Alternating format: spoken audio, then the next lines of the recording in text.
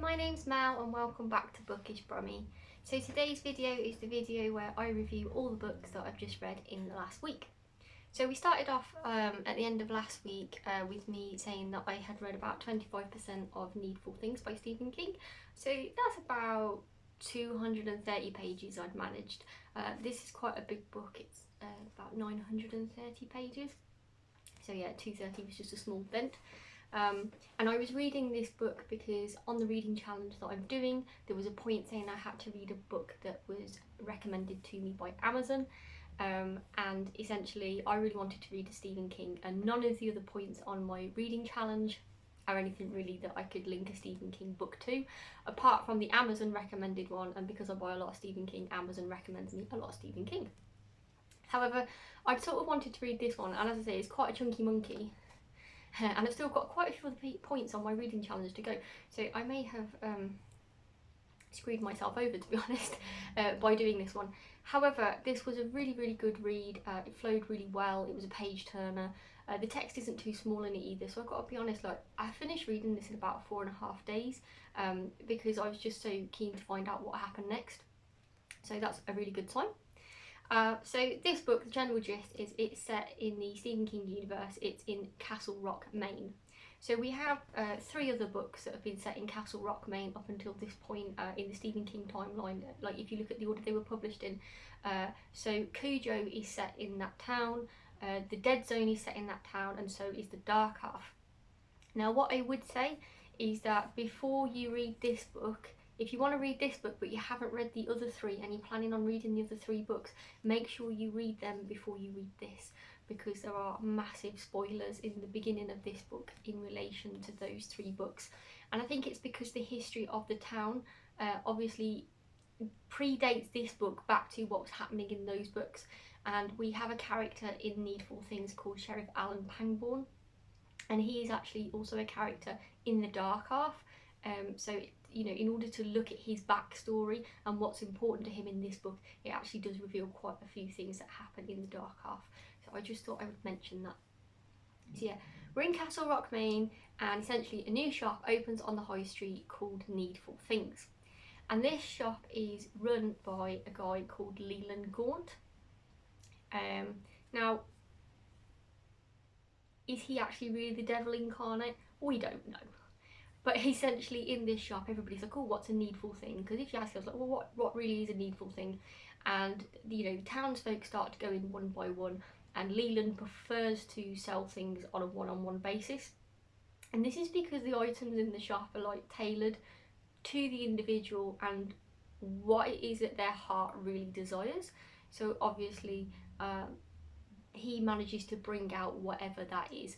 So the first customer to this shop is an 11-year-old called Brian Rusk, and his heart really desires this baseball card of his favourite baseball player that he had missing from his collection. So Leland manages to provide that for him. And in another situation, a lady, she has this collection of vases, and somehow he has the missing one that she doesn't have. So it sort of, you know, goes on like that. And there's various other things that are more sinister than that he ends up supplying to the residents of Castle Rock. Now, none of this stuff is particularly expensive in a monetary sort of consideration. He asks them to pay what they can afford to pay, but then on top of that, there's always the clause that when you buy the item, you owe him a favour. And the favour is kind of like he wants you to pay a prank on another town person. And these sort of seem harmless at first, but as the book goes on, they kind of ramp up to the, you know, bordering on illegal to absolutely illegal. Now, what makes this interesting as well is you've got various relationships going on in this town. So you've got the Baptist church are having a fight with the Catholic church over some casino night, and that's like an ongoing thing that they're fighting about. And then you've got certain characters don't like other characters. And now you've got characters playing pranks on other characters as well.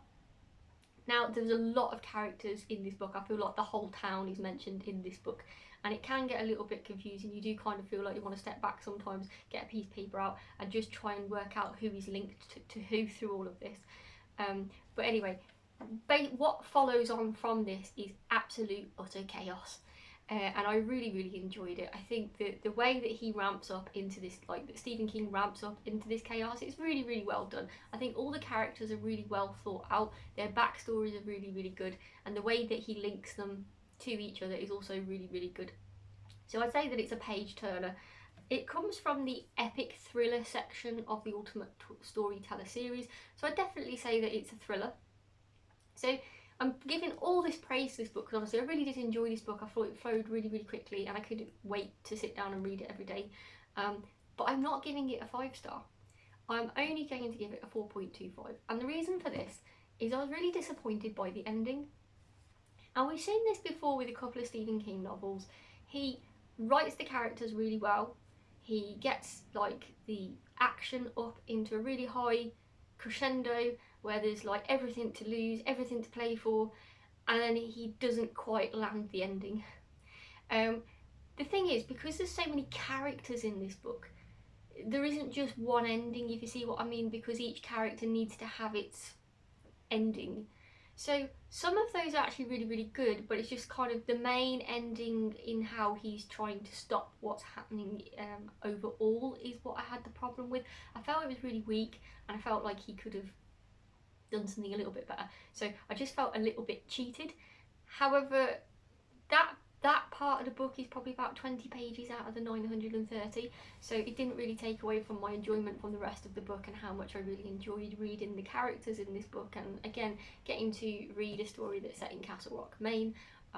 Obviously I've read the other 3 books, so it's beginning to feel a bit like home there now when I get into a book and Stephen King is writing about that town. So yeah, the fact that the ending wasn't my favourite, it's not a huge thing that would stop me rereading this book, not at all. But I just thought I'd mention that that's why, even though I'm giving it all this praise, I'm not going to rate it a 5 because it just didn't quite hit that mark with me.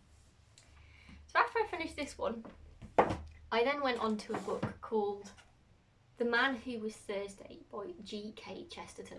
Now this was not on my reading list at all, it wasn't on my radar at all. I actually bought this in the last week from Waterstones after I visited, and I saw it on the shelf and the story appealed to me. And the title sort of caught my attention because I'm currently reading a series by an author called Jasper Fforde, and it's about a woman called Thursday, and the series is about the Thursday character. So I just kind of wondered if this was bearing any relation to that Jasper Fforde series, and I don't think it really is. It's just a coincidence really that they're both called Thursday, but that's what drew me in. So this book is another Edwardian book. It was published in 1908 and the setting is around about 1906 I think, so it's set at the beginning of the 1900s, and the general gist is we have our main character called Gabriel Syme, and he is elected to take the position of Thursday on the Central Council of Anarchists. However, Syme is actually a double agent, so he's also on the Special Police Detective Corps, which investigates the Central Council of Anarchists. Now obviously the rest of the anarchists, to begin with, don't know that he's a double agent, and essentially in his role in the police force, not only is he meant to be investigating the anarchists, but he's meant to be investigating like philosophers, intellectuals, anybody that essentially is going to try and cause trouble and upset the establishment and create anarchy. So it's a bit of a, oh, now he's going to get involved in an adventure with the Council of Anarchists, which means he's going to get involved in some anarchy. So he ends up going on an adventure across England and across France, and I can't really tell you how that resolves because otherwise it will ruin the end of the book for you. I thought that on the whole the start of the book was really good and it really sucked me in. I really liked the fact that our character was a double agent, and then there was a couple of other bits in there that sort of reminded me a bit of Alice in Wonderland as to how he sort of ends up in the situation that he's in, so I sort of enjoyed that bit as well. But then the landing of the ending was not great in this book. It was quite confusing, which was a bit of a shame because the author has really gone to a lot of trouble to talk about different philosophical views and politics, and there's a lot of discussion about religion as well, I think, and how religion relates to philosophy in this book. So although it's only a little one, it actually packs a punch with, you know, all the things that it's trying to discuss in there. But I just found the ending a bit baffling.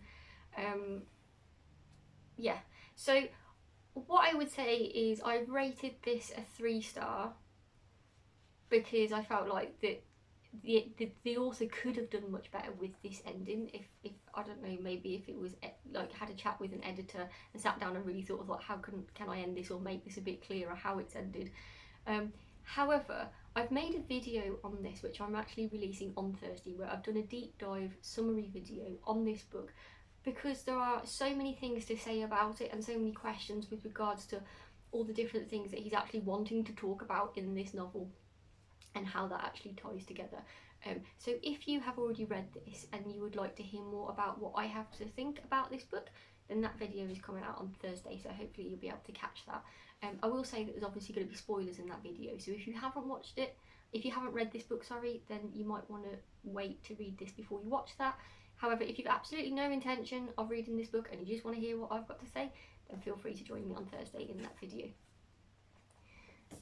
The next the next book that I read, and I'm actually quite surprised I did get to a 3rd book, because I was expecting Needful Things to take up the majority of my time because it was such a long book, but as I said, it was really easy read in the end and I just wanted to keep reading it. So I did manage to start and finish A Darker Shade of Magic by V.E.Schwab. Now the reason I was reading this is because on my book challenge I had to read a book that was BookTube recommended. Now I obviously don't watch every creator on BookTube, and I think we sort of have our favourites because of, you know, the people who kind of read the same kind of books that we like to read. So it's difficult to get an overall view of actually what's trending overall. So to get that information, I went to Goodreads and asked Goodreads the question, and Goodreads actually had a list of books that are recommended on BookTube frequently. I wanted to choose a book that I already had in my collection because I didn't want to have to go out and buy something for this, and as it turned out, this book which I already had was on the list. So the reason that I actually had this book already is I'd read The Invisible Life of Addie LaRue by V.E.Schwab earlier this year, and I thought that it was a really outstanding book and I really enjoyed the story. So I wanted to read more from this author, so I was quite happy to get the opportunity to start this. So we'll get into what this is about. So this is fantasy.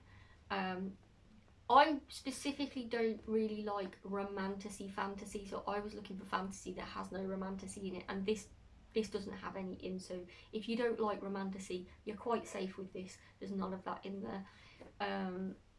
So we basically have our main character who's called Kel, and he is what's known as an Antari. And an Antari is a person who can summon magic and control magic. They're not a wizard. The word wizard does not turn up in this book. And it's not like that they can create magic out of nothing. They can just control the flow of it, if you like. However, there's only 2 Antares that are known about in the whole of this sort of world building that we have here. There's Kel, and then there's another one. Now, the other premise is that we have multiple realities of London. So you have a red London, a grey London, a white London, and a black London.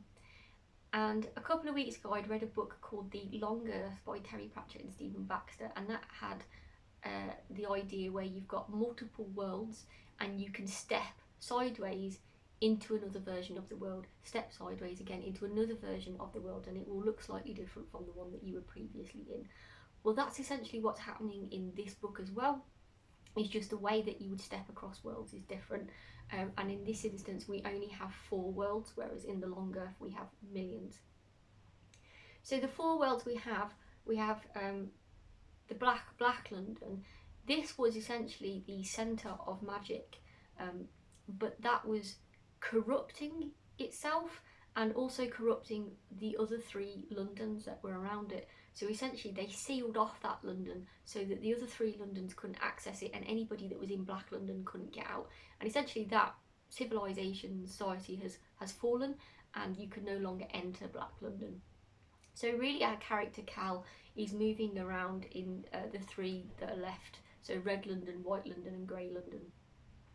Cal is essentially from a place called Red London, and in Red London They have magic in their society, and the people there have a fairly good relationship with magic, and it's a fairly prosperous society, and the monarchy that rules there is fairly decent. Then on the one side of Red London you have Grey London, and Grey London has no magic at all, and as I can sort of understand it, Grey London is based on the UK's London as it is now. There's no magic, and the mapping of where everything is in there seems to match like our London, whereas Red London, everything is sort of in a different location within that London. They also speak English in Grey London, but they don't speak English in Red London. To speak English in Red London is seen as like elite. And then after Grey London and Red London, you've got a place called White London, which is on the other side of Red London. And White London is ruled by two despotic monarchs, and the magic there is really savage, and they are kind of punishing people with their magic, and all the people there are relatively unhappy, and it's quite a violent place to be in. Now what Kell does, because he's one of the only people, him and the other Antari are the only people that can actually travel between these worlds. Regular people can't travel, neither can monarchs, so only the Antari can. So him and the other Antari, which is from White London, can travel through. And the way that they travel is that they seem to have to cut their wrists, produce some blood, and then create a marking on like a wall or somewhere that they've designated as the place where they're going to make a door to travel through to that other London. So here we're at the first thing that sort of bothers me, is the fact that they have to cut their wrists in order to travel through from one London into another. I think that, you know, this book is kind of classed a bit YA as well, so I think there are actually quite a lot of young readers that read this book, and I feel like the self-harm in it is quite glorified. The Antari heal really quickly, but then there's other scenes where they're talking about all the scars up their arm, you know, and that's like the third time he's had to cut himself that day, and I just don't see why there needs to be so much blood, and why we have to do this through cutting our wrist to travel from one London to another. It seems like quite a violent way of travelling. As I say, it seems to be, you know, making a bit light of self-harm. So I don't really like that. I think that that could have been handled in a better way. So that's my first gripe. So our Kell, who is from Red London, as I say, he can travel between these Londons, and he essentially has to go on a mission, and he ends up meeting with a character called Lila. Now Lila comes from Grey London, where there is no magic at all, and supposedly she can't perform any magic, yet somehow in this book she seems to be holding her own with certain magical artefacts. Now there is something revealed about Lila in this book, and I can almost see it coming as a reveal in 2 and 3. I can already tell what it's going to be, so I don't know why they didn't just reveal it at the end of this book, because it was a very, very easy reveal. So I feel like I know that that's coming. So yeah, these two characters meet each other, and they end up on this adventure together, this challenge that they have to do. So I think that overall the world building is mainly what's happening in this book, because this book is the first book of a trilogy. There's another 2 books, and the other 2 books are much bigger than this book. This book is just sitting under 400 pages long.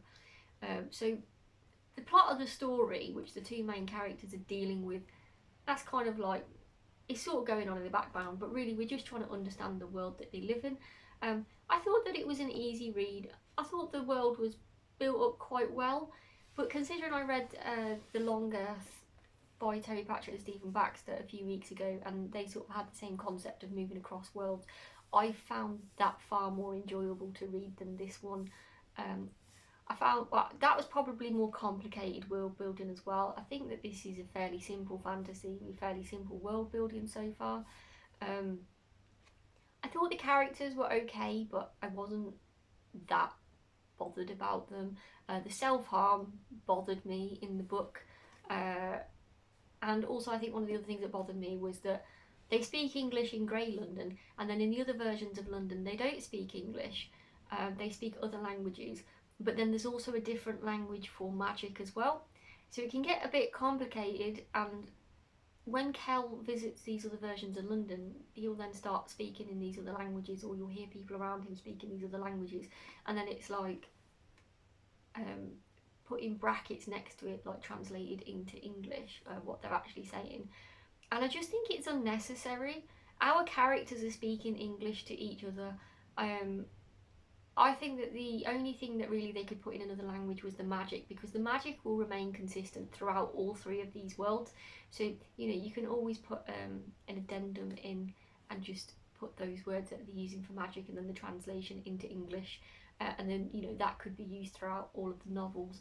But I think just putting general conversation into made up languages across the other two worlds, it was just like needlessly making it complicated, and I didn't really like that. So I think overall I'm scoring this book a 3.25.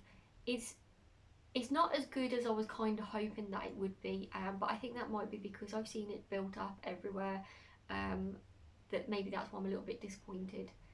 But also because I'd read The Invisible Life of Addie LaRue before, and I thought the calibre of that novel and that fantasy was really, really good, so I was sort of hoping that this would mirror that. But at the same time, I think Addie LaRue is a different kind of fantasy to this, and obviously this was published long before Addie LaRue, so that might be the answer to that. I'm just about invested enough that I would read the second novel, but that's only because I bought the trilogy as a set and I have the second novel. So out of interest, I will go and read that at some point, because I'm interested to see, now we've got the world built up, where will these characters go with this. But I have to admit, if I didn't actually have the second novel, I probably wouldn't bother chasing it down to carry on with this, just because there's so many other things that I'm invested to read. I don't think this has caught my attention that much. So what I would say overall is I've had a fairly prolific reading week. I've read a lot more than I thought that I would, and I really enjoyed Needful Things. I think that was the favourite thing I read in the last week. And even though The Man Who Was Thursday, I've actually scored it lower than A Darker Shade of Magic. I actually think I enjoyed A Darker Shade of Magic less. However, the ending to A Darker Shade of Magic was good, and just the novel flowed really well, so I couldn't find anything sort of wrong with it in that sense that would actually bring it below The Man Who Was Thursday. Whereas The Man Who Was Thursday, there's a lot I can say about that book, and there was a lot of really interesting ideas in there, but because the ending was confusing and a little bit poor, that's why that one would have scored less. But on the whole, I enjoyed it more than A Darker Shade of Magic, even though that's scoring slightly higher. So let me know in the comments down below what you've been reading this week, if you've read any of the books that I've reviewed today, and what your comments on those books would be as well. And then also later this week I've got another 2 videos coming up. So I've already mentioned the one. I'm doing a deep dive summary on Thursday of A Man Called Thursday? The Man Named Thursday? How can I just forget that? The Man Who Was Thursday, that's it. And then on Saturday I'm actually releasing a video where I'm reviewing a Waterstones Christmas party that I went to, where there was authors that came to sign stuff, because I had a really good time there, so I thought I'd talk to you guys about it as well.